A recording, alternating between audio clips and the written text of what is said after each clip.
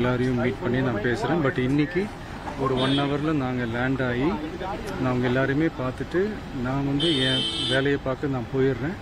நீங்களும் சேஃபாக அவங்கவுங்க வீட்டுக்கு போயிடுங்க. யாரும் என்னுடைய வேனுக்கு பின்னாடியோ காருக்கு பின்னாடியோ யாருமே ஃபாலோ பண்ணுறதோ, இந்த பைக்கில் ஃபாஸ்ட்டாக வர்றதோ, பைக் மேலே நின்றுக்கிட்டு பைக் ஓட்டுறது, ஹெல்மெட் இல்லாமல் இந்த மாதிரிலாம் வராதிங்க.